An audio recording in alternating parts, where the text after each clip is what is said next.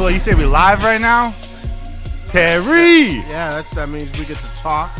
And we're going to start the... Well, it's up to you today. Oh, yeah. It's missing. It's missing. This is first to the whistle. First to the whistle. All right.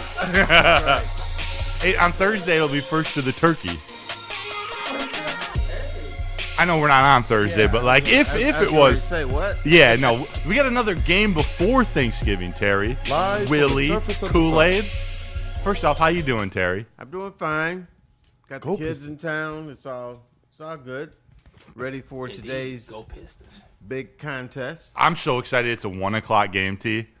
We haven't had one of those. We're not used to that. No, they keep playing these primetime games or 425 games. They're back facing the New York Giants at 1 o'clock. 2-9 New York Giants. Scrubs. We're just going to forget about what happened last week, right? Just moving on. No, you can't forget about it. It's the reason, one of the reasons. I know you wanted to attack me on this today. I heard you talking, Terry. I said the Lions are no longer Super Bowl contenders. What? I need to hear about this. I need to hear why. Like from the Philly game, you decided they're no longer contenders. The Philly game. It was the Philly game, the Kansas City game, the Minnesota game, and what was the other game? The Packers, Week 1. Packers, right? Mm-hmm. The better teams with the defensive line, they figured the Lions out. So there's two echelons of teams in the NFL. There's the mediocre to bad, and then there's just the elite teams with a very good. There's not even elite teams. There's elite teams with very good defenses, and they have figured the Lions out. For instance. I'm still calculating this, but the Lions in their losses this year, averaging 3 yards per carry. Wow. 3.0. Wow. Which is not good. And so, so they just can't figure out what to do. But then, in their wins against the mediocre teams, it's almost like 5 yards a carry. They get that run game going. That's the key. When they run game is going, they're unstoppable. But when you manage to control the Lions' run game, then all of a sudden, Jared Goff sucks. The offensive line is flawed. Yep. Dan Campbell's an idiot. So what it does is it creates all these scenarios because you can't run the football. When the Lions play Philadelphia, I said, you're going to know in the first series if the Lions are going to win this game or not. And if they start ripping off 7 or 8 yards or even 4 or 5 yards per carry on the first drive, they're going to win. Yeah. They couldn't do that. No. You look at stats or you just look at a specific player like Jahmyr Gibbs. He had a great game, and he did have a great game. But it wasn't rushing the ball. And there's a very specific reason why you need that run game to get going to open up the pass. Jahmyr Gibbs is good enough where he can have an explosive day, whether he's rushing or not. But what lack of a run game does to Jared Goff and that offensive line, we witnessed in Philly last Sunday night. Like the play action is non-existent. And when you're running the football, the offensive linemen are feeling good about themselves. They're walking around, digging in their balls. Yep. They're just having a good ass time, right? A little scratch. But when they can't run the football, they're looking around like, damn, what's going on? What do we do? Why does this not look normal? Yeah, and you know what? You compound those issues now.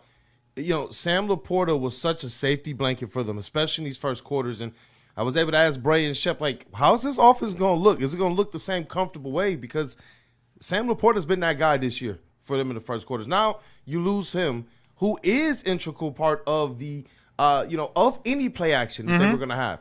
Now you don't have him while you're struggling at that. It could be compounding issues. I am glad, though, if you're going to hit some bumps in the road, that we do got a guy like Dan Campbell, who's been known to figure some of these things out, though they haven't quite figured this out to this point, 10 games into the season yet. Yeah, without Laporta, that play action doesn't hit with the same venom. It's a fastball without a changeup. Laporta's huge for this offense. Yeah, but the fastball is coming in at 82 miles an hour. Fair.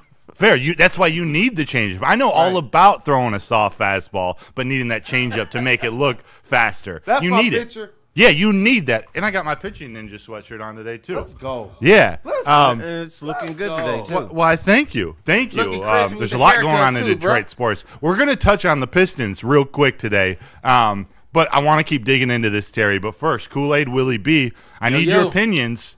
I got opinions coming from the chat. But do you still view the Lions as contenders? As Super Bowl contenders? Not saying you're expecting them to win it today, but they're contenders. They slipping away right now with the contenders part because those 4 losses against those high-ranking teams, like lose to the Super Bowl champs, loses against the mediocre Kansas City. They're slipping off in the close game, choke game against Minnesota Vikings. Is everything the Lions are doing? They're going backwards because their mindset is not focused on their main goal is winning them games and being a top threat in the NFL period. Yeah. And they got to lock in. If they don't lock in, they're going back where it was 30 years ago on the Lions seasons. Yeah. We can't let that go back where we were. They got to stick to the program. Facts. Kool-Aid, it hasn't looked clean. It hasn't looked seamless. There's been good and there's been bad. But do you still think they're contenders or teetering a little bit?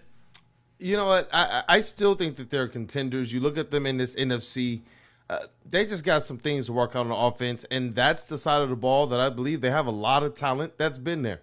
And so I think they're going to be okay. Now, the offensive line, it does concern me. We saw how Philly was able to attack people's offensive lines, and even the Chiefs. Their trek to the Super Bowl was because their offensive line was stout, and they were able to attack from the defensive standpoint, getting home to the quarterback. So I'm still saying that they're contenders, but if there was a power ranking, I have dropped them beneath some teams that I wouldn't have before. That's fair. And right now, teams like the Rams, who they're looking legit. They may be that number 1 team in the NFL. MVP candidate Matthew Stafford. How many points a that's game are the crazy to Lions say. averaging in their wins? In their wins, I don't know this, but I'm going to say 28.5. How about 37? 37 points in their wins. Yes. How many points are they averaging in their losses? 6, 14. Was it about 13 points? 12? Bam, 13. Really? So, but I don't think the Lions are necessarily going back or elevating. I think there's 2 echelons of teams that they're playing. The top-end teams, or I'm not even calling them top-end teams because I don't think Minnesota's a top-end team. But teams who can attack that middle better than others, they figured the Lions out. The teams who haven't figured that out have not figured, who cannot attack the middle, have not figured the Lions out, and the Lions are killing them. They're killing those teams. Yeah. And I know some people say, well, their defense is playing better. That's correct. I don't think the Lions can contend for a Super Bowl unless their offense is going top end. You think that has to be it? That's it. That's their identity. But it was the defense last year that was the nail in the coffin against Washington. Like, they didn't have a defense, and the offense just couldn't keep up. The offense couldn't keep up with Buffalo week 16, 17 of last year. But that offense also made early mistakes and got behind. Fair. So, but they couldn't. That defense last year wasn't good enough to keep them in a close game, to keep them in that Philly game last week, which they did. That defense is really, really good. But the offense is not good enough to keep them into games against the better team, the better defensive team. Yeah, they were in that game though against the Eagles. Like, you know what, in the game, but you had no shot. I can appreciate that. It was like you knew they. In previous weeks, in previous seasons, you expect them to get 2-3 of those 4th down conversions, or Goff not to throw the ball behind St. Brown, or miss Brock Wright on a read. But those things continue to happen. Is that? It is, but is it worth worrying? It sounds like it's worth worrying about for you if they're not contenders anymore. I'm giving them time with Dan Campbell. Well, here's the thing: if you can guarantee me that in the playoffs they're going to face 3 scrubs, then they're Super Bowl contenders. But guess what? Not In gonna the happen. playoffs, you're not facing scrubs anymore. You're facing the better teams. Yeah. And none of these teams are so great that anybody's going to waltz to the Super Bowl. That's not happening. No. But I think the Lions, if they're into tight games and the offense is only scoring in the teens, at some point they're going to lose. Yeah. Yeah. You look at the offenses that they might see in the playoffs, some that you're going to see in defenses that you're going to see over the next couple of weeks when we're talking about the Rams, who have elite defender, an elite defensive line, a young defensive line. You got the Cowboys, who all of a sudden, Jerry Jones is looking a little more competent than we might have thought. That defensive line is legit. Okay, stop. It's the Cowboys. I'm not saying And they're going to win. We're talking about Cowboys and what are they going to look like in the playoffs.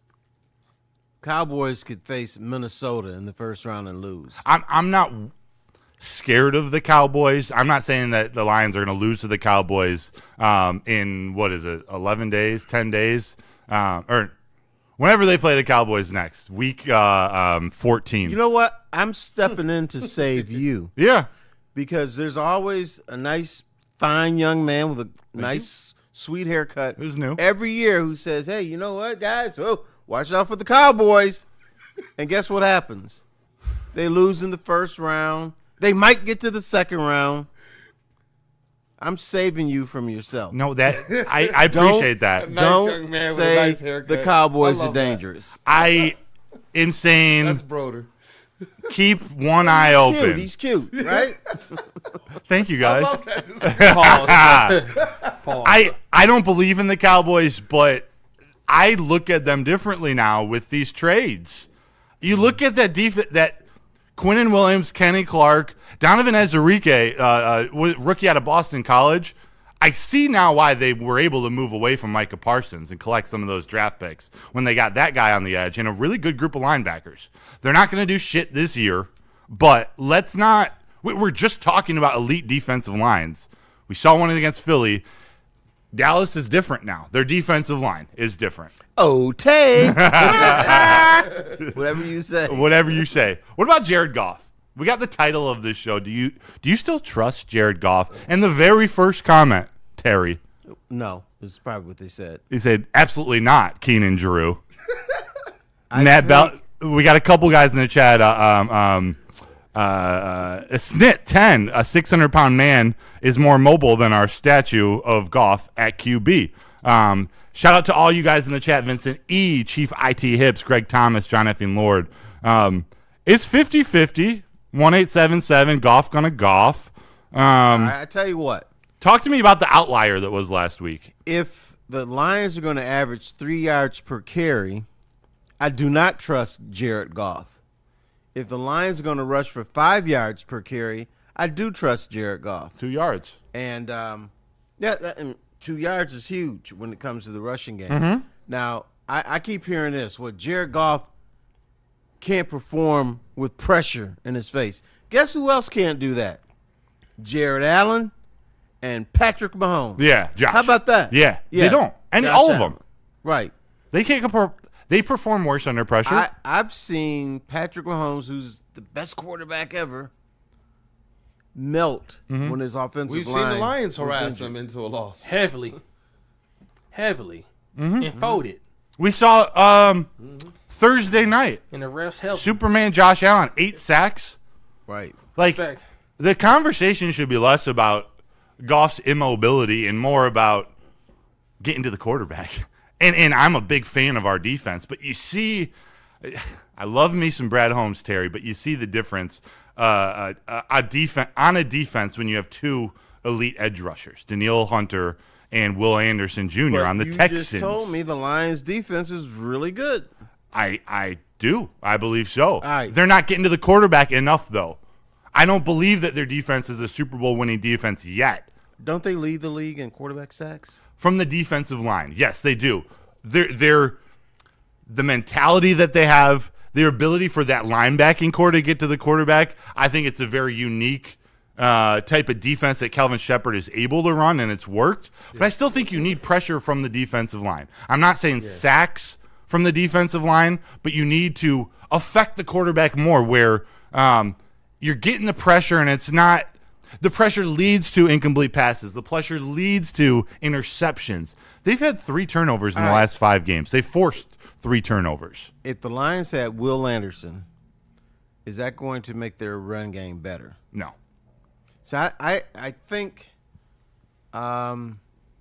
you fall into the trap of people, edge rusher, edge rusher, edge rusher. They need an edge rusher. Now their defense is playing well. Their run game has become inconsistent. And, and you know what? I get the whole pressure thing because when I was a young buck journalist, I was always talking to people, mostly off the record, about You still a young buck journalist? what. Yeah, right. For a 90-year-old. But anyway, I would always ask him, what's wrong with the Detroit Lions? And bottom line, they said, it's fucked up management and no leadership and blah, blah, blah. But they also brought this up. If you're going to win, 2 things. Only worry about the Chicago Bears, the Minnesota Vikings, and the Green Bay Packers. Did I say Green Bay Packers twice? No, you said Bears, Vikings, the Packers. People in your division. Yeah. If you can beat them, everything else is going to take care of itself. But the other thing is you got to disrupt their quarterback, no matter who it is, and you got to protect your own. If you do that, you win, and you don't turn the ball over. Yeah. If you don't, you lose, even to the Vikings. Correct. You don't give Goff or any quarterback the time, it's not going to work. Whether you got Jahmyr Gibbs or you got Cam Scatabo with one leg. It won't work. Did you know what his new name is? What? It's Cam Scattaboo. Scattaboo. He just had surgery a few weeks ago. Yep. You know what he was doing last weekend? I saw. What was he doing? Acting crazy. He was being chased around by WWE behemoths. How do you feel about that? Does he need to If I were in charge of the Giants, I'd find his ass. Just no.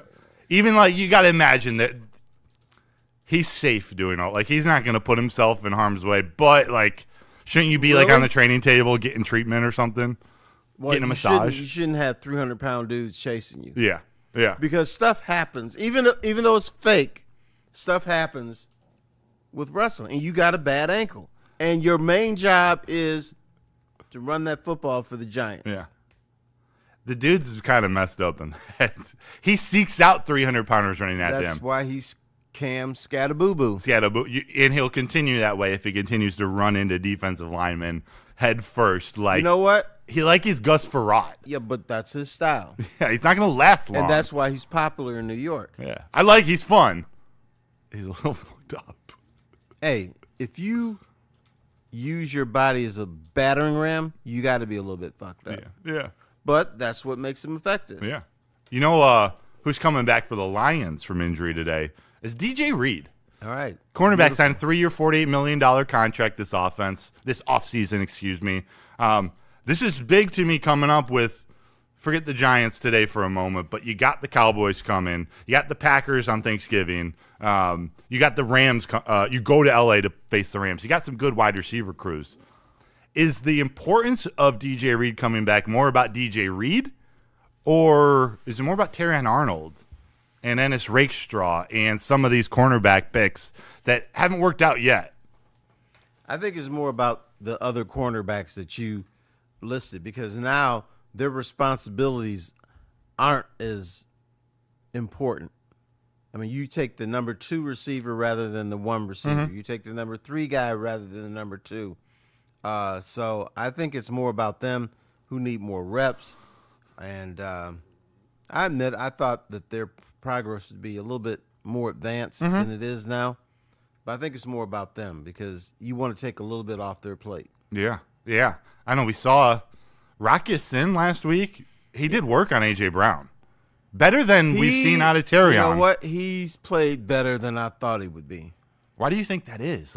He's not as talented as Terrion. Is it just the cornerback position in the NFL? He's a vet. He knows the right technique to play, the type of physicality to play against these veteran receivers, and Terrion is just relying on his athleticism still? No, I tell you what, he's playing like a man. He's a tough guy. He's tough-minded. And so I think that overcomes maybe the lack of talent. Yeah. But when he's out there, I actually feel confident with him out Rock there. Yassin. Yeah. Yeah. Sometimes more confident than Terrion. I'm still giving him the rest of the year, but he's got to be on the field. We got to see Terrion more, especially in these games coming up. But Terry, I texted you last week after it happened. Said, when is Jameson Williams going to stop humping things? Is this? Do we? You know what? I tell you what. With Jameson Williams, we also talked about how come they didn't give him more responsibility. You know, this back in the day, because they don't trust him, because they know he's a clown, and I don't buy the whole. Well, I didn't know you couldn't hump a goalpost. I didn't know that was a penalty. It seems like he didn't. But if you can't dunk on a goalpost, I have to imagine the NFL frowns upon you having sex with a goalpost Don't fuck the post. during a middle of a game. The ref wasn't going to throw the flag until penetration. Right. Yeah. Like, Or He went pregnancy. balls you deep. know, right? We should all hump a goalpost in solidarity Balls with deep. J-Mo. Seriously. It's called a ball. Seriously. Z. We all knew it was going to affect the game right when it happened, right? Well, you know what? Yeah, of course. You know what those little pads on the goalpost? Yeah. They're not pads to protect the players. You know what those things are? Condoms. They're condoms. Oh, I did No, want y'all no. reaction. Sorry, y'all- Terry. They had to go raw with it. You know what I mean? It's taking a turn. I did want to get you guys' takeaway at even his reaction to it. Like, did you see his reaction when Jake Bates missed the kick? And he just looked like, man, he just kind of tossed his hands to the side. I'm like, man, you could only draw it up that way for J-Mo. Yeah. I go back and forth on this. It's a kind of a boneheaded move for him, and Kinda? it was. Okay, it was. It was a boneheaded move. He genuinely didn't know about it, which I'm not going to excuse it from happening because he didn't know. But does that point more towards a Dan Campbell, a coaching blunder, a lack of No, which I'm we not, haven't seen? I'm not blaming this on Dan Campbell.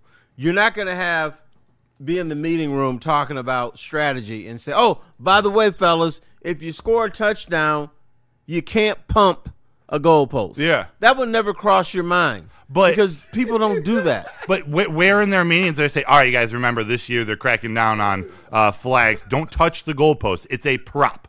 The They Kansas probably told him that. But I think what happened, Jameson, he was so excited for scoring the touchdown that he did his duty. I get it. But there's a pattern happening that we haven't seen in the last at least 2 years. The Kansas City game, the trick play, the Jared Goff touchdown catch. Bro. Like, they didn't do this stuff in past years if they weren't 100% sure of the rule. I'm not saying I'm losing faith in Dan Campbell. I'm like, is he putting too much time into other How is this things? a Dan Campbell issue? Because it's a All right. coaching. Dan Campbell's responsible for everything. All right. He's had Jameson Williams back. Here, let me explain something to you, and maybe I can help you. Jameson Williams, talent. He's speedy. He's a nice guy. He is. I But- love J-Mo. He's a dumbass. He is. Is he? He's a Beekman. Damn. So AK slow. you can't remedialize your team for one guy. You should know you can't have a sexual act on a football field in front of millions of people. You should know that. Why didn't he?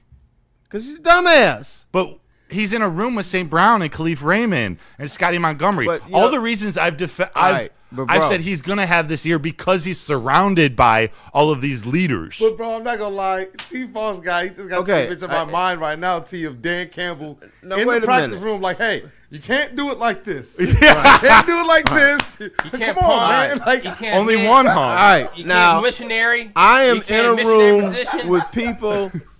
You can't You hump. guys You can't spray have ego. common sense. Yes. All you Sometimes. guys are relatively smart.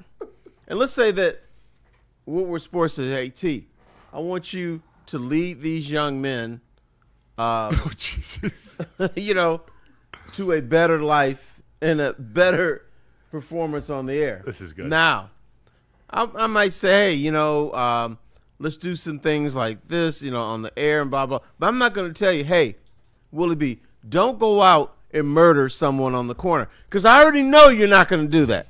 No, you know not to do that. I'm not going to Except say a motherfucker I don't Kool-Aid. like. That's different.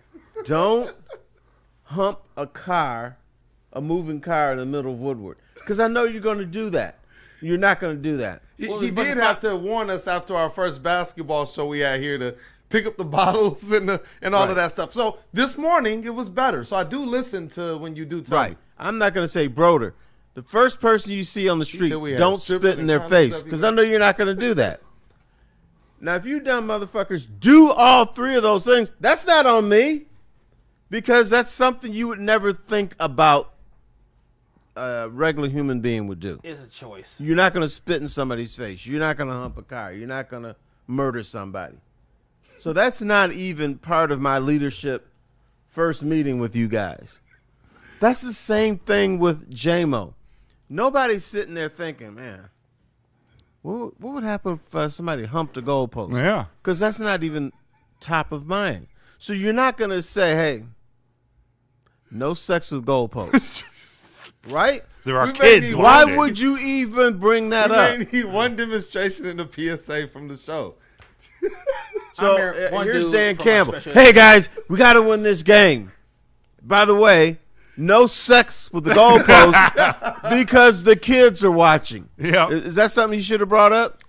Yes. No, I got Really? for that. Have you seen the kids doing the touchdown humps now on TikTok and Instagram? No, that's J-Mo's going viral. All this to say, I'm not trading a dude with 4.2 speed for anything. I love J-Mo. I didn't say I trade him, dude, but he's a dumbass. It was not a smart move. I'm taking a touchdown, even if you're sacrificing 1 point every day of the So week. now I think at this point, Yeah, the since he chat did it, they bullish for J-Mo in the chat. I love it. Yeah. no, since he's No, done no. this unscrupulous thing, now you do in meetings say, hey, J-Mo, by the way, don't hump a goalpost It ever again. It's a waste of time, too. All right, team, we're in the meeting room again. We're spending 5 minutes going through the touchdown celebrations rule. Like, in the grand scheme of things, those things just can't happen. You're a team trying to fight for a Super Bowl. Just do them when you're 15-2. You're unproven right now. Just You're not even supposed to do it when you're 15-2. There's a Facts. old saying, act like you've been there before. I think the Lions need the act like you've been there before thing. what's the balance of that? Is it full on Barry Sanders touchdown, hand the ball to the refs? Got to or be just- somewhere between Barry Sanders and J-Mo. Okay, somewhere between celibacy and Whatever David Montgomery is doing, whatever St. Brown are doing, do that. the Spider-Man or the Superman and Spider-Man. Just do the fun Yeah. TikTok Row trends the with the boat. kids. No, do stuff like that. Okay, Macho Man elbow drop pose. I mean, that was Yeah. awesome. just nothing X-rated. Wait, which one, Willie? Macho Man elbow pose off the top rope, after the touchdown. I thought it'd be a new idea, fun idea. Yeah, be creative, be fun. G-rated. Keep the sex out of it. Keep it out. Like, Sex sells, though. if he were humping the turf, He did that wouldn't be right. He did that last year. Well, it was the pylon, but it was That's aggressive. fine. Yo, He fucked that Hip football thrust was- team. read Go it. ahead. Xavier D, did you see him? I didn't. He says, I love that we all pretend that J-Mo doesn't know what trolling is, especially after the hat. Uh-huh. You remember the hat he wore and had to blur it? It was something that would be akin to what he did to the goalpost. Yep. J-Mo's smart. He's just No, he's not. not. He's just not bright. He's clever. He's funny. Slow. Like He's just having some issues. He's All right, spontaneous. Let's get away from He's J-Mo. not even clever. He's not even clever. He's spontaneous. He's I Fast do, as you shit, know what? though. I think it'd be absolutely funny if he did something around the goalpost. If he scored a touchdown today and like dove near it or something, I would absolutely laugh. Dude, Something using it as a prop but not touching Or, it. or how about this? You score a touchdown, you run to the post like you're going to do something, you go, I'm good. Bring in a cup of water. Treat Let's it like go. the final word. Bring him some water with some lemons. Yes. Yo, look, I got J-Mo for 100 and a tutty today, man. I'm dead wait, serious. Didn't somebody get fined for putting a jacket on the goalpost? Like It was a some gold- time Chad- back. that's We- Chad No, wasn't Johnson. Ocho Cinco? Chad He Johnson put did that. a gold jacket on the. Something like it was something some time ago. It was that's Yeah. what, I remember it a Hall long of time Fame. ago. Joe And- Horn pulled the cell phone out. And yeah, right. I classic. remember that one. So you should already know this is the No Fun League, right? Yeah. That nickname has not left. Yeah. Patrick O'Fiara, blow a kiss to the goalpost. I like that one. Keep it simple. Keep your distance, 6 feet. That would be dope. COVID. Put the ball up to his mask, like to his face mask, like it's a mask. That That would actually be kind of funny. Just don't touch it. Those goalposts, man, just don't touch the post. must be very valuable. But I got him 100 and a tutty today. J-Mo had a good game. Outside of that penalty, Dan Campbell in these last 2 games calling plays has involved J-Mo much more. That's on purpose. Dan Campbell took over play calling partially for that reason. We got this guy who can run a 4-2 and can change a game. We got to get him the ball. What's his ceiling? What do you see out of J-Mo on the field just for the rest of this year? You think he could turn himself into a number 1 type receiver? Not the number 1 on this team. A number 1 type? I'm going to say no. And the reason is there's a part of the game that people don't understand, but it's really important. It's the mental part of the game. He's not there. For you to be a number 1 guy, not only you need talent and speed and ability and all that stuff, but you have to think the game. You have to understand the game. You have to understand the means and the purposes. You have to understand every moment. Yeah. J-Mo is not there yet. So could he be a number 1 at some point of his life? Yes. This year, no. Yeah. I'm with you.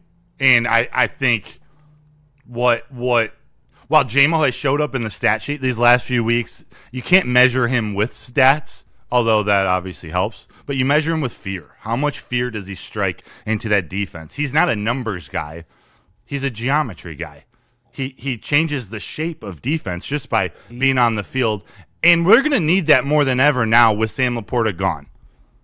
Amon-Ra St. Brown is going to be that dude. If he wasn't the number 1 safety blanket in the NFL before, if he wasn't the smallest tight end in the NFL before Sam Laporta's injury, he's that much more important today. And he and Goff haven't been on the same page the last couple weeks.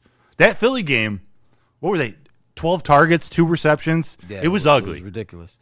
Or maybe defenses are like, we don't fear anybody else except St. Brown. With Laporta out. So that's why you probably need to get Jahmyr Gibbs more in the passing game, which they did last week. They did a lot. But you still have to run that football between the tackles for play action to really work. Do we see more Montgomery? Like Montgomery out of the backfield and Jahmyr out wide? Or do we see more Brock Wright and whoever You the know what I like third to see tight end sometimes? is? Montgomery in the backfield, Jahmyr Gibbs in the slot. I want to see that. Right. Who does the linebacker pick up? What the linebackers can't shoot through the gap right when the ball is snapped. You got it. Jahmyr Gibbs is True. now a threat in the passing But game. that linebacker also cannot guard Jahmyr Gibbs. Right. So you got to make a decision.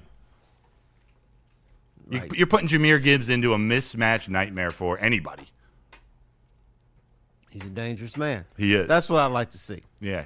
You know what I heard? Will Birchfield, he dropped a stat for everybody on 20 Men in the Huddle, Tim 20man's podcast, talking about the play calling for J-Mo since Dan Campbell has taken over. Said before with John Morton,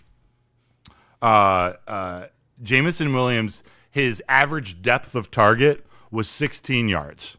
In the last 2 games since Dan Campbell's taken over, it's back down to 11.6 yards average depth of target with Dan Campbell calling the plays, which is equal to what his average depth of target was last year with Ben Johnson calling plays. So they're not just sending J-Mo on these deep routes, not just sending him on a deep post to stretch the defense vertically. Dan Campbell, we saw last game, getting him involved coming across the middle, and Washington as well. they're finding the way to get him the ball in those shorter to intermediate routes, which we've been calling for all season. Right, but maybe one of the mistakes we made, we thought the way to get him open is you go deep. Because nobody can keep up with him. But you can't keep up with him on crossing patterns either. Yeah. So if you hit him 10 yards down the field, he's open, he's turning the ball upfield, and that's what Dan Campbell figured out. Yeah. And so, he's dangerous that way. I still want to see some jet sweeps with this man. Yeah. I was going to say the speed and space type plays, the across the middle type plays, those are the ones to a diverse set of receivers that seem to be missing when John Morton was calling. You see them get underneath Dan Campbell. You see a lot more of those kind of crossing plays go. When I even think about Jahmyr Gibbs, who I know is suffering because the play action is not getting a lot of time to develop, it's still him, coming from right to left across the field, coming out of the backfield and saucing whoever that linebacker is. And so I do believe that any type of success for the Lions, I do believe it starts with their receivers who have been pretty reliable at catching the ball over the middle and making a play, or even just tossing out to J-Mo on the outside. Yes, getting him into those jet sweeps and such. When he was one of those guys that we knew every time he touched the ball, it's going to be something big happening. They played that more in the mix. For some reason, it seems like they don't do that anymore. No more handoffs, no more pitches, no more short catches and runs. Just certain little wrinkles that better utilize their speed and space players. It seems like they haven't done that as well. But Dan Campbell seems like he's getting back to that a little bit more since he's taken over. Yeah, the thing I'm thinking about, at some point during the play with J-Mo, at some point he's going to have the ball and no one's going to be within 5 yards of him. It could be right when he gets the ball. It could be like in the middle of the play. But his speed is so absolute. At some point, he's going to be by himself. Yeah. And it all depends, can he turn that corner or not? Yeah. Yeah, you got to have good blockers on the outside, one of which was a rookie drafted this year that people like Xavier D is calling for, maybe getting more targets. Got to get Tesla and or another tight end involved. Tesla. Yeah, that's true. You called for him to be a starter by Halloween. I didn't say he was going to catch any passes, though. No, you didn't. You didn't. Does he need to now? Of course he does. Did they need to get him involved more? Yeah. And I don't understand that because we see he can catch the ball. Now, is he not getting open? Is he not running the right patterns or what? I think that's part of it, not running the right routes, the right patterns that Goff expects. I think we're seeing a little bit of the, not immaturity, football immaturity where the effects of playing at Hillsdale for 3 years and then Arkansas for a year, he just doesn't have the experience running complicated Goff and routes. J-Mo had to build up chemistry. We Took him about years. Yeah. I don't know. I like Tesla long term, but last week, Jalen Phillips made a difference on that field. He was traded for a third-round pick, one of which was given to them for Tesla, which you traded 3 third-round picks for. So the fans, the Lions fans, a lot of people in media, they're questioning. The need for him now is here, but now we're also questioning why didn't they take an edge rusher in the draft, or this better work out now because you gave 3 draft picks for this unproven wide receiver out I of get Arkansas. that, and I agree with it. But when you look at the whole totality of this thing, the Lions are not losing because of their defense. No. The Lions are losing because of their offense. So, all these players you're talking about can't help them offensively. And their defenses stepped up. If anything, if you had to do things over again, you would probably find another offensive lineman or 2 somewhere to help them with the play action, to help them with the running game. So maybe the edge rusher wasn't as an urgent need as we thought it to be. Yeah, there's a conversation being had also. Do you flip-flop your first and second round picks and go offensive linemen in that first round and then address your defensive tackle? They really like Tyleik Williams.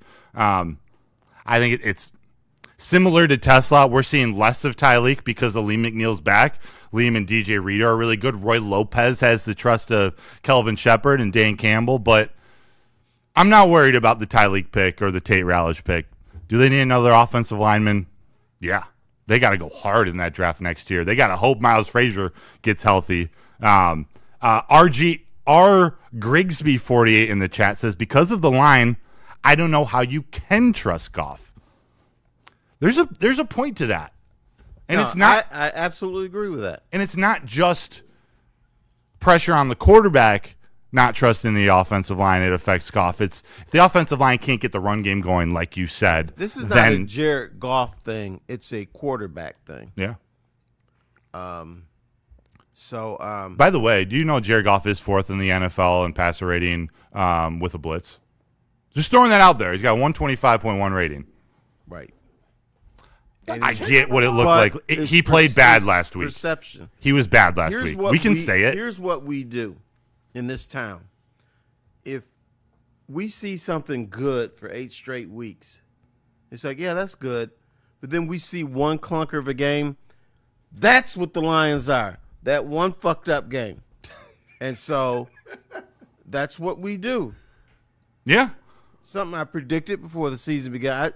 I said this is a season that the Lion fans could never enjoy, because even if the Lions, they could be 7-3 if they didn't mess up against Minnesota. Let's say the Lions were 8-2. Mm-hmm. You know what people are going to be thinking about? Yeah, but what about that Commanders game last year? First game in the doesn't matter. Mm-hmm. They could go 15-2, so they're going to be worried. But then every loss over the 2 losses last year caused you to freak out. Yeah.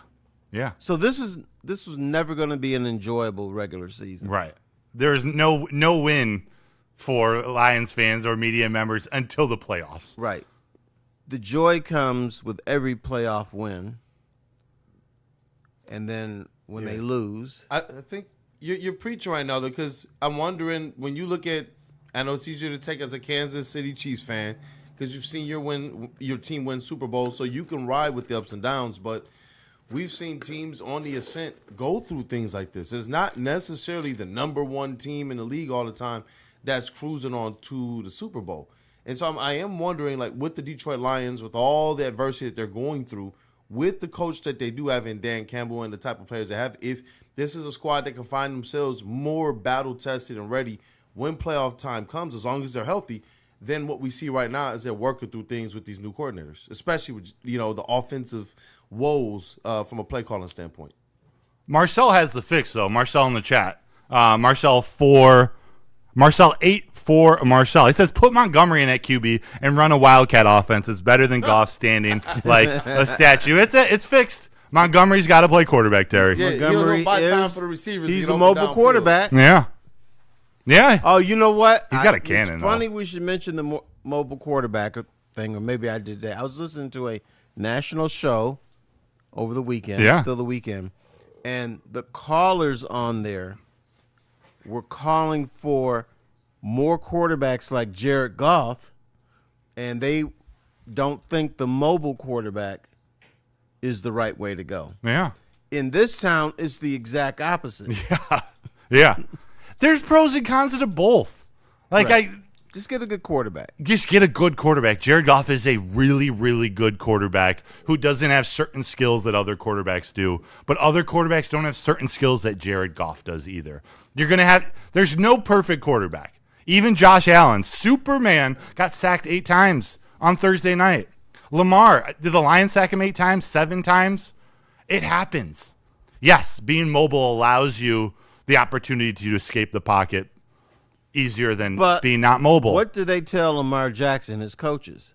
Be less mobile. Yeah. They're telling him not to be as mobile, to stick in the pocket more. So, once again, I don't think we have the perfect answer for the quarterback. Quarterback is a tough position. We don't have a perfect answer for Jared Goff and the quarterback, but we do have the answer for any quarterback, an elite offensive line. Correct. Not Patrick Mahomes and not Shedeur Sanders today. You have a great offensive line. Your quarterback is set up for success that much better. Doesn't mean your quarterback can't succeed without it. But, like Steve Lehman put in the chat, we might have I think it was Steve. The issue is it's not one game. It's an identity crisis. I don't know yet if I'm at identity crisis, but I'm at identity concern because the biggest concern is the interior of the offensive line. Shit, you could say the entire offensive line. Penei Sewell's hurt and didn't play well last week. Yep. That never happens. I wouldn't say identity crisis, but I would say, you know what, it's time to go get a shape up. You've gone 2 weeks now without the lineup and the haircut. That's, to me, is kind of what it feels like. But like I said, I continue to hold out a lot of hope for who Dan Campbell can be for this thing because think about it. Throughout this entire run, even though there is a lot of special qualities about Ben Johnson, throughout this entire run, it's been Dan Campbell having to do stuff like this the entire time with the offense. Ben Johnson's first rodeo wasn't smooth. He had to go and pull back certain things and then went back later in the season and gave it back to Ben Johnson in terms of the play calling and such. So you talk about the first couple years that he was here. Ben Johnson wasn't the first offensive coordinator here. They've still only improved, only been a threat within this NFC and in NFL the entire time. So that's why I'm like, you know what? We've seen this before. And the funny thing is this. They're 6-4. They have everything in front of them right now, right? And they still have all of these other records. Like they're still, or they're still, as it relates to the rankings, very high up there with offensive rankings. So it's like, if they just figure out these few little things to get the consistency, I think we see that BTA offense return this year. That's true, but this all goes back. Football, the ultimate team game. You need a complete team. You know what they used to say about the Lions offense in the 1990s? Wait for it. They score too fast. That's why they're losing, because the offense scores too fast. Too fast, and the defense is tired when they go back on the field. That's what they said. So, in other words, you need a complete team. How in the world can you say an offense scores too damn fast? Yeah, that's crazy. That's what was said around here. So you guys missed some really good shit. Like the 90s. Right. The thousands. A lot of W's. The Stafford era. And here's the other thing. The only reason I go to see the Lions is because of Barry Sanders. If he wasn't on the team, I wouldn't go. Guess what? Barry hasn't been on the field in a million years, and they still go. He still go. So that's a lie. That's a Call him lie. out. Call them out, T-Foss. Let them know. They're lying. We've been talking about this, Lions, and we're about to get into the Giants, but we've been talking about the offense a lot. But are we ready to start calling this Lions defense, led by first-year DC Calvin Shepard, the strength of this team? Us strength? You don't trust them week to week? Where are you? It's the strength, but if they're going to go somewhere, it can't be the strength. Okay. That offense has to be what it was the last couple years. I actually like that. How much does the defense need to improve then? Or like, it doesn't need to be the unit that wins you a Super Bowl, but they were pretty good last year before the injuries. Right now, you know what? Because the defense is the strength of this team, I think Dan Campbell needs to get it through his thick head that he's going to have to try to win the field position war. That means good point. Use one of your great weapons on this team, Jack Fox. I knew you were going to say it. Punt the fucking ball. I knew you were going to say punter. I knew it. Because I get you. Last year, 4th and 1, 4th and 2, this offense is getting it like this. Bam. Then Philadelphia, it didn't happen. Mm-hmm. But he kept thinking it's going to the 2024 Lions offense is going to emerge at some point against Philadelphia. Mm-hmm. It never did. He also, I think he knew this team needed a spark. So he's figuring if I can pop one of these 4th downs, it's going to spark the whole offense and we're going to be right back to where we were before. Didn't happen. But once again, Jack Fox is one of the great weapons, underrated weapons on this team. This dude can smash that football. Can put it within the 10. I've seen him punt inside of his 20, and that ball is rising, and the dude is catching it at his 10. I'm like, what the hell's going on here? He's insane. Right. So you got to win the field position game, and would you have taken a field goal or two in that Eagles game? Which I know isn't. Maybe one. Yeah, maybe I would have taken one. Now, does this lead you? It leads me to believe this, but does it lead you to believe that Dan Campbell didn't quite trust his defense enough yet? No, he trusted his offense too much. Okay. That's Interesting. what happened. Interesting perspective. I just don't think – I think if he trusted his defense like I think he should have in that Eagles game, you kick one of those field goals, maybe two of them. I just have this in my head that Dan Campbell probably thought Philly, you had to score 23, 24 points. Or he's thinking this. Down 13-6, I kick a field goal here. What does that get me? It gets you a lead if you get a touchdown next. And he's probably thinking, maybe I'm not getting that touchdown. Yeah. So I got to get it now. Or that So Philly will put more points on the board. maybe he didn't trust his offense. Well, he trusts his offense too much. A little too much. Right. A little too much. I'm kicking one of those. Sometimes, and I rarely question Dan Campbell on these fourth down calls. Sometimes it doesn't seem like it's right, but just this is part of your identity. This is why these players show up to play for you every Sunday. But I do think against the best teams, against good teams, in certain games, you got to just take points. You should have taken one against San Francisco 2 years ago. I think you should have taken one last night because they had a legit defense. They're one of the best defenses. How about this? Against San Francisco, don't drop a pass. Well, that too, yeah. Because you are a professional. You've been catching passes all your life. Don't Yeah. drop the damn ball. 100%. But the other thing is, when he's in his own territory, I just say let him cook. He can go for a fourth down forever. I don't give a damn.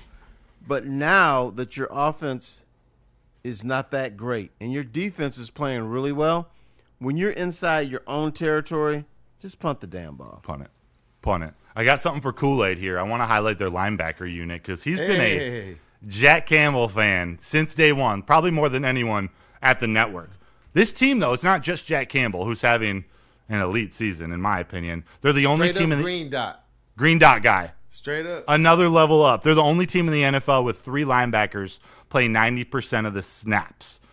Campbell, Anzalone, Derek Barnes. It makes them extremely difficult. Likes linebackers? Pardon? You think Calvin Shepard likes linebackers? Loves them. Loves them. It's allowed him to play more base defense because he's got these guys he trusts. Their defensive ranking, total defense 5th. Rushing defense 8th. Pass defense 8th. Third down defense 4th. Question marks on the defensive line and in the secondary all year, but that linebacker group led by Campbell has been it. Just how excited are you to see Jack Campbell step into this Kool-Aid? Just so you know, those are some bars. That's about to be the clip, by the way. Let's go. But you were crushing. But yeah, like I don't know what more you can say about Jack Campbell. I think that he and Brian Branch continue to be the reason why you just take some type of patience and trust, even when it doesn't look right with Brad Holmes. You just trust it. The measurables, the numbers.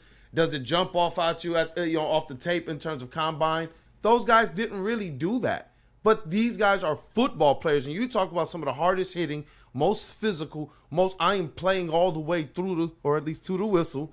Guys, it is guys like Brian Branch and Jack Campbell who was absolutely taking that next leap. It was cool because Braylon Edwards, they were talking about, do the Lions have any all-pros? And he was like, no. And then he was like, whoa, Jack Campbell. And it was a full circle moment because we all understand where it started for him when they drafted him. He was like, look, this guy has absolutely done everything to change my perspective on who he is as a player. Obviously, he's doing out there on the field, but just the arc. And I loved it because Braylon is a former All-Pro himself. He played in the NFL. So I take those statements high because I was there with T. Faust. You remember that night? Mm-hmm. We were sitting together at, Fifth Ave. Second floor. Yeah, we're like, really? Hey, if you know, you know. This dude. But I tell you what, he really impressed me on the tush push or the brotherly shove. His helmet was the first one in there, and he doesn't give ground. Oh, that's a good point. Wasn't it really great to see that? And great's the wrong word. It's not even creative enough. Like, were they the only or one of the only teams that voted to keep the tush push in the game? Yeah. And they went out and stopped right, it. and Dan Campbell 3 said, times. You just stop it. I love that. 2 times they stopped it straight up, and one other time was the false start. Weren't they 1 of 5? And we got to get it right. It's not the tush push with Philadelphia. It's the brotherly shove. Brotherly shove. Wait. No, what do we call it, though, when the Lions play them? Because the Lions stopped it. We call They it. tush push when they play the Lions. Yeah, what do we see. call it? It was a failure. How about the get your ass out my face? Yeah. Exactly. Yeah. It's the ultimate man play in this sport right now. No one else can stop it. The Lions figured out a way. I don't know how they Everybody was prepared. crying about this, dog. I love it. Say no. They found a way to use their talents, their roster to their advantage, and no one's been able to stop it yet. We're not going to take that out of the game. We got to go and stop it. Dan Campbell did.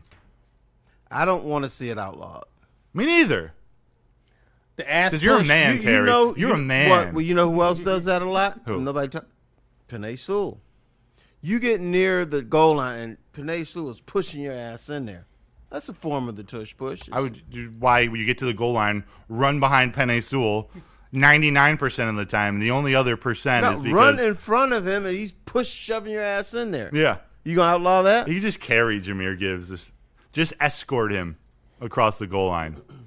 All this craziness with the Lions, and they still ain't lost back-to-back games in over 2.5 seasons. 13 straight games, And 13 straight losses. Won't happen today either. No, it won't. We got the Giants coming to town. Terry, they're 2-9. They've lost a lot of really close games where it's the fourth quarter and their percentage, like chance to win, next gen stats are like in the 95th percentile, and they end up losing it 3, 4, 5 times this season. Some say that's reason to be okay. Not take them seriously, but don't just look past to Thanksgiving. But others are like, well, it's happened 5 times, so they're just a bad team. They got Correct, dudes on that but- defensive line, but they're so bad. But I believe this: with bad teams, you don't want this to become a 10-minute game because anything can happen. Even though they have a history of fucking up in the last 10 minutes, you don't want to be in that position where it's 50-50 and you got to outperform them because it doesn't always happen that way. No. So I say be up 2 scores in the fourth quarter and close them out. You confident this Lions offense rebounding against the worst defense in the NFL? Yeah, because what the Lions always do between games is they figure something out. The thing that we always harp on the most, like they can't do this, all of a sudden they can do it. I mean, after the Green Bay game, the offensive line is cooked. And then the Bears is like, damn, this offensive line is pretty damn They look good. pretty damn good. We even said good things about the offensive coordinator after that. I know. And he's lost his job since then. I know. What the hell are we doing? Right. They find a way to figure out and make adjustments, but So whatever you fear the most about the Lions today, they'll correct it, and it's going to look good. do you think keeping pressure away from Jared Goff, keeping Dexter Lawrence outside of the interior, do you keep not letting Brian Burns get sacked 14, 15, or 16? Because he has 13 on the year. Yeah. One of 2 things is going to happen today. Either one, that running game is going to be cooking, or Jared Goff is going to have a really clean pocket today. One of those 2 things, and maybe both. Probably both. I feel like for Jared Goff to have that type of clean pocket, you got to get the running game going. Correct. Which I think they're going to do. I still don't understand how the defensive line is so bad with guys like Dexter Lawrence and Brian Burns, and Thibodeau's out today, but they're dead last in stopping the run, I believe, or bottom 2 or 3 in the NFL. And they got Jameis Winston at quarterback. Famous Jameis. He's good for 3 turnovers. 3 turnovers, a couple crab legs, and a really good quote after the game. Yeah, great sound bites. Great sound bites. One of my favorite players to follow in the NFL, not because of his talent, just he's a character. But I don't know how I feel about. Are we more confident in this game because Jameis is a starter versus Jackson Dart? Like, Jackson Dart had a little bit of energy. Or is it a wash either way? It was always a wash, says KG. No, well, Dart is going to do a lot of things to hurt you. Jameis Williams, and the dirty little sicker, he can hurt you too. But he can also hurt his own team also. Yeah. Yeah. So, he might throw for 4 touchdowns. If he does that, he'll have 3 or 4 picks too. Yeah. Yeah. Well, where was it? I'm salty. 9761 in the chat. He makes the commentary. We beat pathetic pathetic teams and choke against good ones, at least this year so far. I bring that up. You brought that point up earlier in the show about our losses are to the Eagles, Chiefs, Packers, and the Vikings they blow, but they look stupid. So I'm not even going to say they blow the games. They're being outplayed. Yeah, by the good teams. By the good teams. You're only averaging 13 points a game against the good teams. 37 against the also-rans. Yeah. But they did. This is where it gets interesting. And coming up, I read this comment from Iron Salty, and I didn't 100% agree, but I didn't 100% disagree. But this question popped into my mind, which seems silly, but is this Giants game a must-win? Absolutely. Yeah. I can't think of it otherwise. I think the next 3 are must-wins because you need that cushion. Your goal right now is to win the division, and even though we keep saying the Bears stink, they don't go away. Green Bay is still there, so you got to start chopping, putting stuff together. If the Lions can get to 9-4, I think that's going to go a long way to winning this division. Plus, you have your destiny in your hand. You get Minnesota and Chicago at the end. Yeah. You get Green Bay on Thanksgiving, but I'm already counting that as a win. Okay. So, yeah, but that schedule, this was supposed to be the easy part of the schedule with Giants, Packers, Cowboys, Rams are really good. Steelers. Even though you think the Cowboys are great. I don't. That is a winnable game. I don't think the Cowboys are great. I think you did like a half hour ago. How they transform their defensive line and a decent offensive line with 2 really good wide receivers and a really good running back. They're not going to win the Super Bowl. They're not going to do anything, but I would look past the Cowboys until they made that Quinnen Williams trade. I would just completely write them off. Now it's like, all right, they just made our weakness and their weakness their strength. Okay. They're not for real, but they're to be taken seriously in a one-game situation. You keep saying they're not for real, but you keep talking about them like they are for real. They're not Super Bowl contenders. They're not better than the Lions, but in one game, like we saw Minnesota do to the Lions, if they shut down that run game. Who's going to win the Lions-Cowboys? The Lions are. Decisively. You didn't hesitate. No. All right.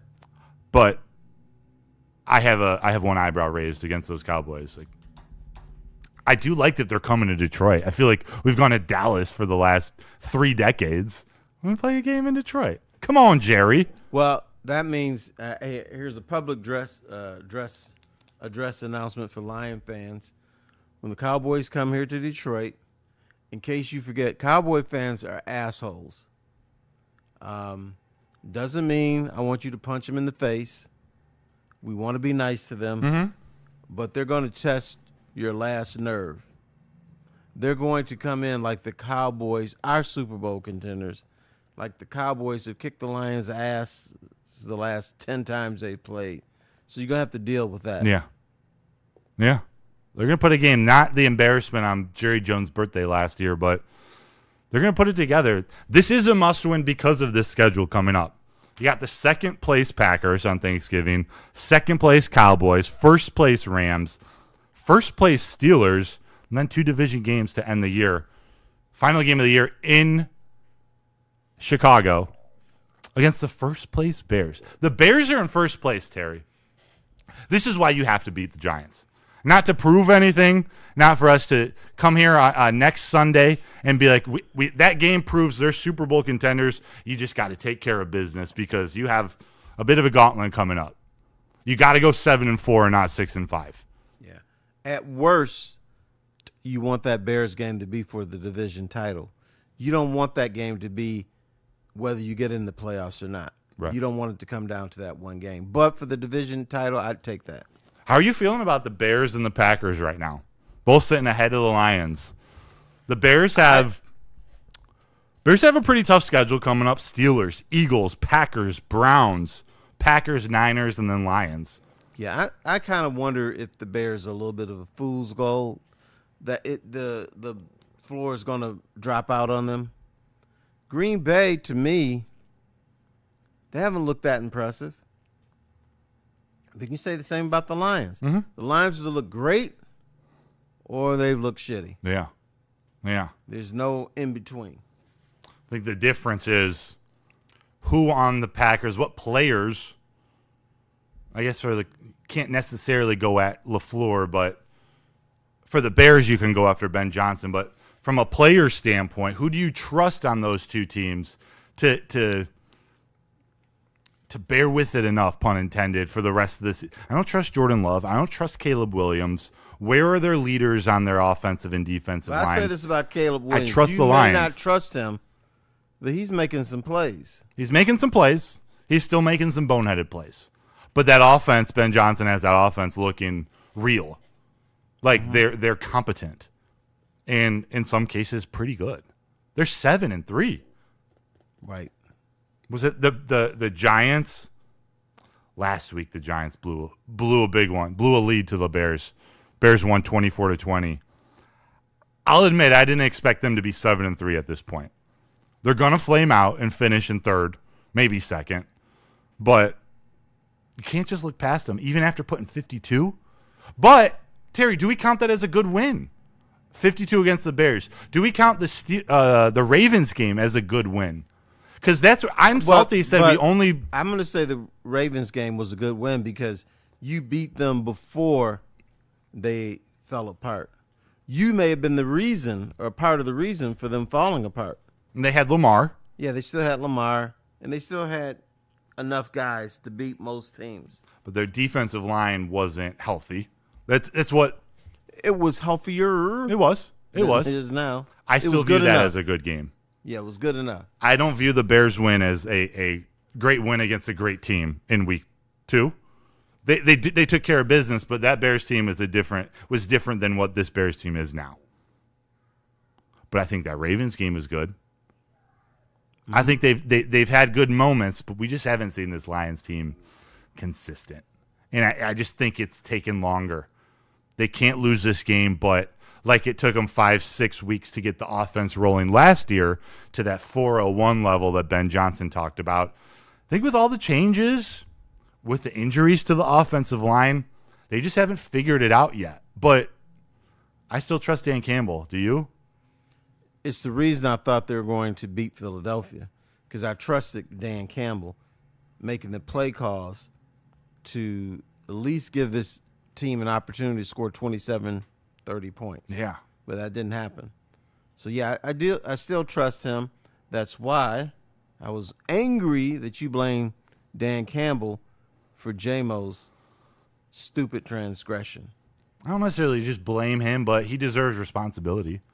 When your team and your players, if you're a CEO of a business and you have an employee who makes a mistake, it's on you. They're supposed to know. Yeah, but you're not supposed to know that somebody's going to do something that's stupid. True, but Even though you got a knucklehead on the field, you don't figure he's going to do that. He's already been fined for dunking a goalpost. Why would you not get fined and penalized for humping a goalpost? I mean, it does make common sense. It does make sense. It's like we didn't see those boneheaded things in years past. We didn't see them confused about the rules of a trick play. Well, you didn't have a guy like J-Mo making plays to be in a position to make bonehead decisions. Yeah. And then you have to trust your locker room that they're professional enough, smart enough not to do stupid things not in the heat of the moment. Now, if you're on the field and you're competing, yeah, you're going to do some stupid shit. But when the play is over, bam. Get back to your sideline and celebrate with your Right. team. That's not something you really address in meetings. Yeah. Ruby redacted. As much as we need to look at Goff, we need to be looking at our O-line as well. Yep. I'm salty. 1 win, 12 weeks to hang your hat on isn't a flex. Yeah. We're at a bit of a crossroads with this team, it seems. Who are they? What are they? Are they legit? You don't think they're contenders? There's doubters in the chat, too. I still believe they are. I think they're a good team but they're not contenders in my mind because they cannot run the football against the better defenses in the National Football League. And at some point, you're going to meet one of those teams, and they're going to shut your offense down, and they'll win the game. Yeah, we saw it. We saw it yesterday. I think it was Eduardo O'Neill in the chat brought up earlier. Jalen Hurts is a Super Bowl winning quarterback, and they're at their best when he throws 25 times or less. Like, Jared Goff doesn't need to be throwing 37, 40 times. He doesn't need to be in shotgun like Steve Lehman pointed out in the chat. That's where they've struggled. That's where the offensive line has struggled. Caseville Country Boy, a $5 super chat. I believe it's Matthew Kruger. Shout out Michigan Wolverines on a nice win yesterday. The opposite of the Lions. They are Mr. Consistency. Glow Blue, hail to the victors. Woodward 100. Go Blue. Big week coming up. Big week coming up. That W. What a win it was for Michigan over Ohio State last season. They got to do it again. But Kool-Aid just stepped out. I'm gonna tie in the Pistons here as we got 15 minutes to go. But let's start wrapping up this show. This Giants game, Terry. You confident they're gonna win? Yeah, they're gonna win, and I don't respect the Giants. They're one of those teams that I talked about that are lesser than, and those are the teams that the Lions control. I would be stunned if the Lions are averaging 3 yards a carry or less today, and I would be stunned if the play action is not working. I'd be stunned if St. Brown didn't have at least 8 catches for 90-something yards. Jared Goff back to 75% completion percentage. Like, this is their get-back game. Not get right, but get back. Right. Recalibrate a little bit. Let Dan Campbell have one more game under his belt calling the offense. One more game closer to some more defensive players getting healthy. 13-0 after losses. That's impressive. So why would it end against the Giants? It's not going to. It's not going to today. What they gotta plan for, or they gotta get excited about happening.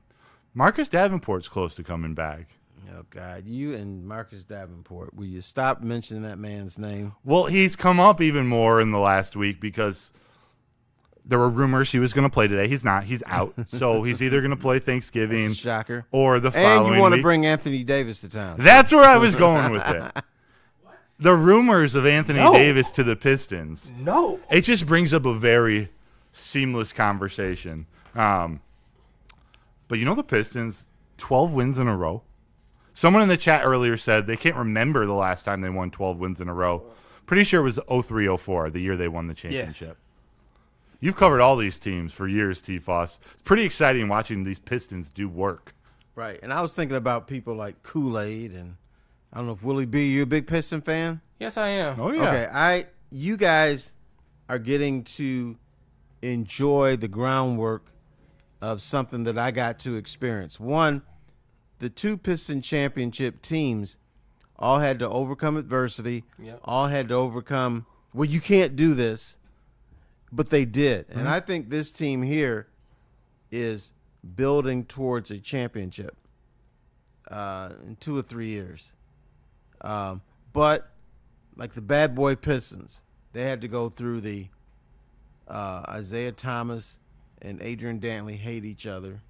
They had to go through the narrative that you can't win a championship with a 6'1" point guard. They had to go through the Game 5 against the Washington Bullets. I didn't stutter. It was the Bullets. It wasn't the Wizards. That the Pistons had lost that game, they were going to break that team up. That was before they won a championship. Then the going to work Pistons, they had to make a major trade. If they didn't trade for Rasheed Wallace, they weren't going to win that title. Yep.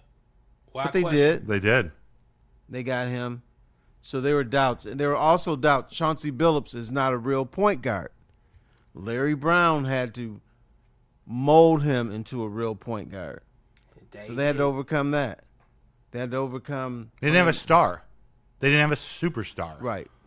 They were a team. And they were told, if you don't have a superstar, you can't win. But they did. They did. So now this group of Pistons is overcoming the what was they lose 18 in a row? 20 games. No, 20 games in a row. it wasn't it more. Wasn't it like 28 games? No, that's Or was 20. it? Was it? I don't know. It was historic. It How about that? It was a historic losing streak. Yeah. And you win 16 games. They had to overcome that. There were doubts about Cade Cunningham early. Remember they gave a coach the richest contract in NBA history? Who didn't want to coach the team. Yeah. Who told you he didn't want to coach the team. Took the money. But he's and like, ran. damn, that money's too good. I'll coach you. Thank God for an owner who has the courage, has the balls to write a fat check to move on. You know what? I'm not going to give him any credit. Whoa. First of all, he shouldn't have signed him. Second, you know what I call Tom Gores? Arthur. Arthur is after the. There's a movie called Arthur with Dudley Moore. He's drunk all the time and giggling. That's Tom Gores. Okay. So first of all, when a man tells you, "I don't want to coach your team," don't just keep throwing money at him, thinking it's going to change everything. Mm-hmm. It doesn't. I'm not going to give him credit for. Well, he wrote the check to get rid of his ass. First of all, you shouldn't have written the check to in the get first him. place. Right. This team's different. They have a superstar in Cade Cunningham. I'm going to ask. We're going to connect this to the Lions here real quick. But what I do like, here's my chance to talk Pistons for 2 seconds. What I like the approach that Trajan Langdon took, knowing that the Celtics at the top of the East and the Pacers at the top of the East had catastrophic injuries and weren't going to be competitors to the level that we're used to this year.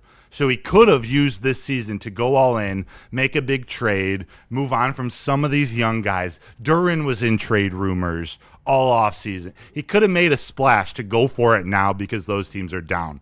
Instead, And he still might. he still might. And he's at the deadline. don't. It's another story, too. But because they're down, he knew that this team could compete as is. Let's have a few more months or season to let these young guys grow before we really go all in and make a big splash. We haven't seen. You know what this could become? This could become the Houston Rockets, who won championships when Michael Jordan retired. So maybe this is a opportunity for the Pistons to become the Houston Rockets. I'll take a championship regardless. Pretty much. Whatever it takes, you win it. There's adversity every year. LeBron and the Lakers won in the COVID year. Like, that's still an NBA championship, even if it's got an asterisk. But the question I want to ask to tie it to these Lions, are the Pistons closer to winning a championship than the Detroit Lions? Are the Pistons the closest team in Detroit to win a championship? It's too soon. Too soon to know about the soon to know. Pistons? Yeah, Too soon to know. I'm going to say no because for whatever reason, the NBA, the playoffs are different than the regular season. Yeah. Like Malik Beasley couldn't miss a three-pointer in the regular season. In the playoffs. Then all of a sudden he couldn't make one in the postseason. There's guys, and I understand why some people might want Anthony Davis because they believe that in the playoffs, a superstar is going to make superstar plays. No. And you need that. And is Cade Cunningham enough in the playoffs? Playoffs and the regular season are two different animals. Yeah. One thing I noticed about the NBA, in the regular season, dudes just show up and they play. Yeah. And then during the playoffs, here's what you get before games. They're looking at the scouting report. Yeah. They're listening to what their coaches are saying. And they're making adjustments because they know the stuff is for real. Yeah. Anthony Davis isn't the answer. He's not. No, he's He is not the answer, but I understand why some people might want him because they feel that superstars are going to get calls, superstars are going to make plays at some point. But, he's not going to make the play because he's going to be on the bench. Here's the Watch. line. When When he is Kango? plays, he's a top 10 player in the NBA. Yeah. When he plays. He's When washed. Marcus Davenport plays, he is a good football player. When he plays, he can get to I'm the not quarterback. convinced of that. They don't play. The argument when he plays is a non-argument. If they don't play, they don't play. When they don't play, they're just as effective as me. Exactly. The I can Pistons. cheer. The Pistons didn't need They didn't need Anthony Davis in that Knicks series. They didn't need Anthony Davis in that Knicks series last playoffs. They needed beef stew, and they win that series. Yeah. It was their own team. They were injured. The Lions last season, they just needed some of their healthy players on defense. And you're winning that game against Washington. We'll never know. It's a lot of hopium. I get it, but Well, you can believe that, and I think you're right. You want the right players on your team. We might not all agree with Brad Holmes of, do we have all the right players now? Do they need an edge rusher? Should they have taken offensive lineman in round 1 versus 2? There are a lot of question marks, but at the end of the day, we got to feel pretty confident that this regime, Brad Holmes and Dan Campbell, are going to do everything they can to get the right players in the room. It's just you got to keep them healthy, and you got to put it all together. Well, you need luck. And maybe this playoffs, too. it's not going to be the best team that wins. It'll be the healthiest team that wins. I hope we're the healthiest going into the playoffs, trending that way. We got 3 minutes to go. Kool-Aid, any thoughts? Lions, Pistons, oh my. Well, you know what? I think T. Foss said a word there as it relates to the healthiest team, because that's all they kept pushing last year.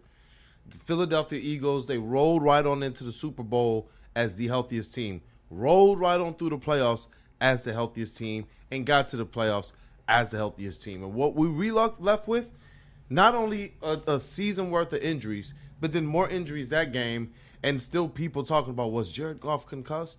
I'm hoping this squad can put it together, not just for having the depth that can withstand those injuries, but I want to see the team get to the playoffs, and we can just talk about, all right, our dogs are out there versus their dogs, and it's just, best man. You know what out. should have happened last year? It should have been Philadelphia and the Lions in the NFC Championship game. Probably Philadelphia winning at Ford Field, but we're all walking away and said, damn, that was a hell of a game. Yeah. That's probably what should have happened Pretty if much. they'd been healthy.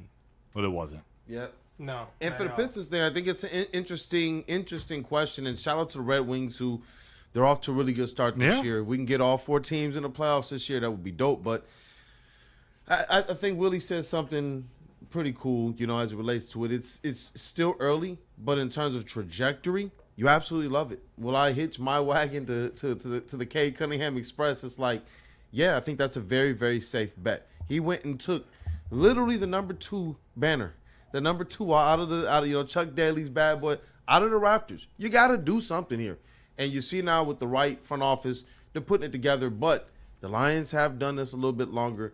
They have had guys who've been top 5 MVP candidates. They have prolific offense right now, and they put it together for a few seasons. So it's gonna be interesting, man. So but I love it right now. You Detroit did not. Sports on the up. You did not go. get to experience the '89 Pistons. I was young. I was 4, 5, and then I saw Isaiah like when I was 6. Saw him play So like they were his last still year. changing your diapers. Yeah, you- Granny, and my you grandma had a had the pacifier. hats and the shirts for me, and she didn't just record soap operas. It was also the Bad Boys Pistons. She would show me those tapes. Like, it was dope. Man. I still got my Bad Boys 1989-90 tape at my house. So that's not really experiencing something if you're wearing Huggies. But That's You why I get rely on you. huh? That's why I rely on you. Oh, okay, all right. You covered them so well. But the thing that I'm happy for you, you get to experience the ups and the downs of this team, because this team is going to end in the championship. Ooh. Cade Cunningham is going to join Isaiah Thomas and Chauncey Billups Yep. as point guard / point forwards who lead a team to a championship. He will too. Who gets it first? Those are bars, man. Who gets it first? Pistons or Lions? Pistons. Pistons. Whoa. Pistons. Sorry. Whoa, sorry, whoa, man. whoa. Sorry, man. Hey, I'll let T. Foss say it first, because if I say it first, they just going to say, hey, man, Kool-Aid, right? But, hey, listen, I was there when T. Foss took the Band-Aid off of same old Lions fans from when he said, you know what, it's no longer a scar. That same old Lions wound is healed finally. You can go and be a fan and invest in this. We were doing it to this day. I remember we were at one of them dispensaries, bro, in Hazel Park doing a show for the heavies. And you were like, no, the Lions are for real. And then what they do, they went out there and made the playoffs. Now you're sitting here saying that the Pistons are back to it. I take a lot of stock. I put a lot of stock in that. I think the poor people in Detroit, they didn't get to experience or meet the people who were running the show. No. They're buffoons. I'm like, this team can't win. But they can. Well, the old Lions couldn't. The old Lions couldn't, but this new Lions can. This one can. But I think now the football gods are almost like, we're not going to let you do it. Because injuries just keep creeping up. It's always something. The unpredictability of that. Here's the litmus test to that question. You said that you thought the Pistons are going to win a championship first, and we don't think you're crazy. Like, we don't think you're out of your mind, senile, ready to check you would in. have said I'm senile. Yeah, but I don't. That's credit to the Pistons. Not necessarily negative to the Lions. It's credit to the Pistons and what Cade Cunningham, J.B. Bickerstaff, and co are doing. There's something special brewing down at Little Caesars Arena. That is correct. Yeah. But today, it's at Ford Field. The New York Giants come to town. Lions take on the Giants at a 1 o'clock game. I'm so excited. Let me get your final score prediction before we wrap All up, right. T. When the Lions win, they're going to score your 30 points. Of course. And so the Giants are not very good. So the Lions will win today's game 34-21. 34-21 from T-Foss. Willie B. Lions, Giants. Lions are 6-4. Giants are 2-9. Okay. Get down to the basics. Lions need to whoop that ass heavily, so I put 40-7. 40-7. Ooh, Woo. Got to whip the ass, man. Not unreasonable. I think they're favored by, 13 and a half? That's Michigan, Wisconsin. Yeah. How did Michigan State lose that game, by the anyways. Score prediction, Kool-Aid. 42 to like 13. Okay. I got them just busting that 40-point barrier today. I'm in the 30s. I'm 35-17. They ain't gonna bust that ass. I get back game, recalibration game, whatever you want to call it. They're taking care of business at Ford Field. We just need them to escape without any major injuries, rest up, because the second place Packers are coming to town on Thanksgiving. Yeah. These are the types of games that it seems like Dan kind of just, lets the throttle loose just a little bit more. Like, think about those teams that he's played over the last couple of years. He usually just goes to town on them. Why not? The Titans last year, Jaguars, the Bears earlier this year. This year. Yeah. It could get ugly. They just need to go out and win. Whether we think it's going to be a 3-touchdown win or not, go take care of business and get back to your winning ways. They're going to do it. T-Foss, was a pleasure. It was a pleasure. You keep that seat warm for Neil? Yes. Or no, are they Maz? coming in? No. I think they might be on the road today. They're downtown. They're at they're second downtown. best. And I think Maz is with Sean, possibly. Who knows? We got the pregame show down at second best. Yeah. Watch party during the game. Post-game show like 5 minutes or less after the game. Let's just have a good day in Detroit. 1 o'clock dub against the Giants. And then Thanksgiving Thursday. Let's do it. Big week. Terry, it was a pleasure. Chat, thank you. Hit the like button, subscribe, share, everything you can do to help us out on YouTube, Twitch, Twitter, Facebook. We appreciate it. And I got a new name for you. Chaz. Chaz. Chaz Michael Michaels? Or why Chaz? Just Chaz. Why? I don't know. It's All kind of It smooth. just sounded fun. All right. For Chaz and Terry Foster, Kool-Aid, Willie B. Right here. Thank you guys. We'll see you next Sunday. Terry, See ya. Be good. you the man. Stay out of trouble, and we'll see you next week. Yeah.